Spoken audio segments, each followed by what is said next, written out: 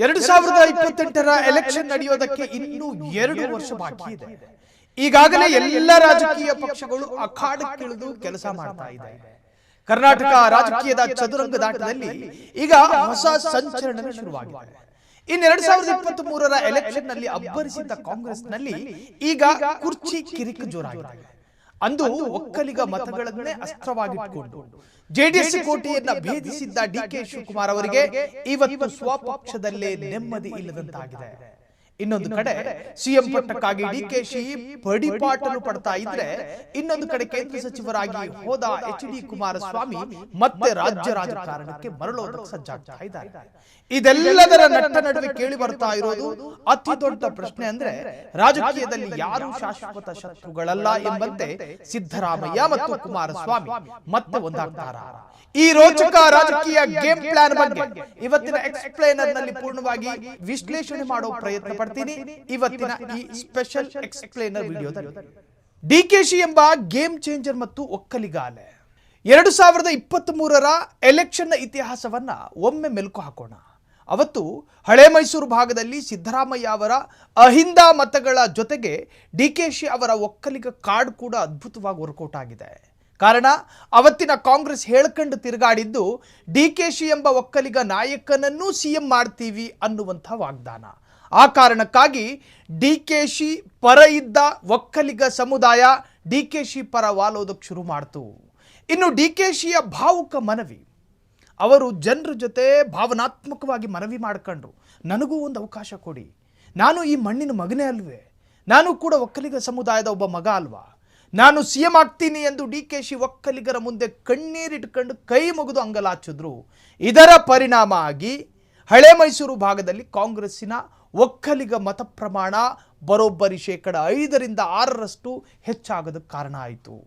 ಇನ್ನು ಜೆಡಿಎಸ್ಸಿನ ಭದ್ರಕೋಟೆಯಲ್ಲೇ ಬಿರುಕು ಮೂಡಿಸಿದ ಡಿಕೆ ಶಿವಕುಮಾರ್, ಅದೊಂದು ಜೆಡಿಎಸ್ನ ಭದ್ರಕೋಟೆ.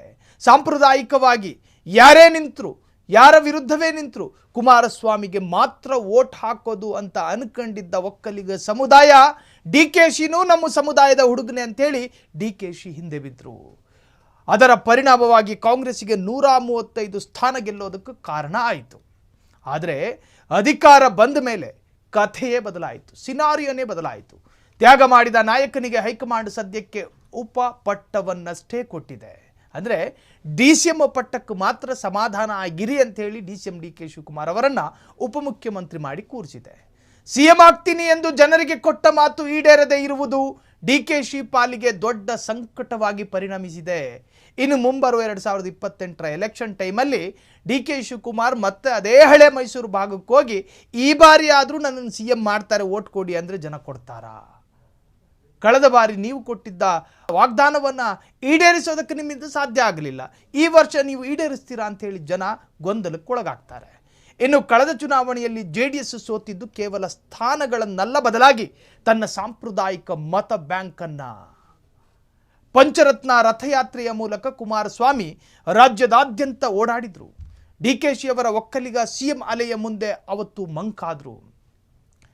ಕುಮಾರಸ್ವಾಮಿ ಕರ್ನಾಟಕದ ರಾಜಕೀಯ ಇತಿಹಾಸದಲ್ಲಿ ಯಾರೂ ಮಾಡದ ಒಂದು ಪ್ರಯತ್ನ ಮಾಡಿದ್ರು, ಪಂಚರತ್ನ ಪಂಚಯಾತ್ರೆ.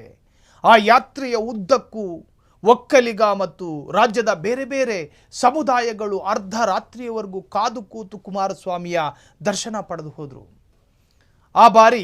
ಈ ಬಾರಿಯೂ ಕಿಂಗ್ ಮೇಕರ್ ಕುಮಾರಸ್ವಾಮಿಯೇ ಅಧಿಕಾರಕ್ಕೆ ಬರ್ತಾರೆ ಅಂತೇಳಿ ಜನ ಲೆಕ್ಕಾಚಾರ ಹಾಕಿದ್ರು. ಆದರೆ ಡಿಕೆ ಶಿವಕುಮಾರ್ ಎಂಬ ಒಕ್ಕಲಿಗ ನಾಯಕನನ್ನ ಮುಂದೆ ಬಿಟ್ಟ ಕಾಂಗ್ರೆಸ್ ಅಲ್ಲಿ ಒಕ್ಕಲಿಗ ಸಮುದಾಯದ ಮತ ವಿಭಜನೆ ಮಾಡ್ತು. ಆದರೆ ಕುಮಾರಸ್ವಾಮಿ ಸುಮ್ಮನೆ ಕೂರುವವರಲ್ಲ ಅನ್ನೋದು ರಾಜಕೀಯ ವಿಶ್ಲೇಷಕರಿಗೆ ಗೊತ್ತು.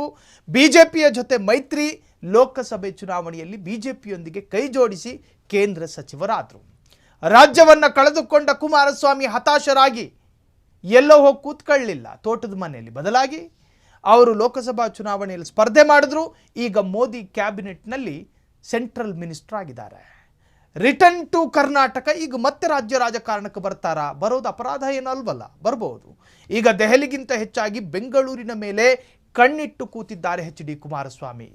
ಕಳೆದು ಹೋದ ಜಾಗದಲ್ಲೇ ಹುಡುಕ್ತೀನಿ, ಸಿಕ್ಕಿದ್ರೆ ಸಿಕ್ಕಿತ್ತು ಅಂತ ಹೇಳಿ ಒಕ್ಕಲಿಗ ಮತಗಳನ್ನು ಮರಳಿ ಪಡೆಯೋದಕ್ಕೆ ರಣತಂತ್ರವನ್ನು ರೂಪಿಸ್ತಿದ್ದಾರೆ. ಹಾಗಾದರೆ ಅವರ ರಣತಂತ್ರದ ಗುರಿ ಏನು ಗೊತ್ತಾ? ಡಿಕೆಶಿ ಅವರಿಗೆ ಸಿಎಂ ಸ್ಥಾನ ಸಿಕ್ತಿಲ್ಲ ಎಂಬ ಬೇಸರ ಒಕ್ಕಲಿಗರಲ್ಲಿ ಮೂಡುತ್ತಿರುವುದನ್ನೇ ಬಂಡವಾಳ ಮಾಡಿಕೊಳ್ಳೋದಕ್ಕೂ ಕುಮಾರಸ್ವಾಮಿ ತಯಾರಿ ನಡೆಸ್ತಾ ಇದ್ದಾರೆ. ಒಕ್ಕಲಿಗರಿಗೆ ಕಾಂಗ್ರೆಸ್ನಲ್ಲಿ ಬೆಲೆ ಇಲ್ಲ ಅನ್ನೋ ತರಹ ಬಿಂಬಿಸೋದಕ್ಕೂ ಕೂಡ ಪ್ರಯತ್ನಗಳಾಗ್ತಾ ಇದೆ. ಸಿದ್ದರಾಮಯ್ಯ ವರ್ಸಸ್ ಡಿಕೆಶಿ ಒಳ ಜಗಳದ ಲಾಭವನ್ನ ಯಾರು ಪಡೀತಿದ್ದಾರೆ ಗೊತ್ತಾ? ಈಗ ರಾಜ್ಯ ಕಾಂಗ್ರೆಸ್ನಲ್ಲಿ ಸಿದ್ದರಾಮಯ್ಯ ಮತ್ತು ಡಿಕೆ ಶಿವಕುಮಾರ್ ನಡುವಿನ ಶೀತಲ ಸಮರ ಗುಟ್ಟಾಗಿ ಉಳಿದಿಲ್ಲ, ರಟ್ಟಾಗಿದೆ, ಬಹಿರಂಗವಾಗಿದೆ. ಓಣಿ ಕೇರಿಗಳಲ್ಲಿ ಜನ ಮಾತಾಡ್ತಾ ಇದ್ದಾರೆ, ಸಂತೆಯಲ್ಲೂ ಕೂತ್ಕೊಂಡು ಮಾತನಾಡ್ತಾ ಇದ್ದಾರೆ. ಸಿದ್ದರಾಮಯ್ಯ ಅವರು ತಮ್ಮ ಕುರ್ಚಿಯನ್ನು ಬಿಟ್ಟು ಕೊಡುವ ಯಾವುದೇ ಮುನ್ಸೂಚನೆ ನೀಡ್ತಾ ಇಲ್ಲ. ಮುನ್ಸೂಚನೆ ನೀಡುವ ಗೋಜಿಗೂ ಕೂಡ ಸಿದ್ದರಾಮಯ್ಯ ಹೋಗ್ತಾ ಇಲ್ಲ. ಮತ್ತೊಂದು ಕಡೆ ಡಿಕೆಶಿ ಬೆಂಬಲಿಗರು ಈಗಾಗಲೇ 2.5 ವರ್ಷದ ಒಪ್ಪಂದ ಮುಗಿಯುತ್ತಾ ಬಂತು ಎನ್ನುತ್ತಿದ್ದಾರೆ. ನೀವು ಒಪ್ಪಂದ ಮಾಡ್ಕೊಂಡಿದ್ರಲ್ಲ, ಅದು ಮುಗಿಯೋದಕ್ಕೆ ಬಂತು, ಎಕ್ಸ್ಪೈರ್ ಆಗೋದಕ್ಕೆ ಬಂತು. ಈ ಇಬ್ಬರು ಪ್ರಭಾವಿ ನಾಯಕರ ನಡುವಿನ ಫೈಟ್ನಿಂದ ಹಳೆ ಮೈಸೂರು ಭಾಗದ ರಾಜಕಾರಣ ಹೊಸ ತಿರುವನ್ನು ಪಡೀತಾ ಇದೆ.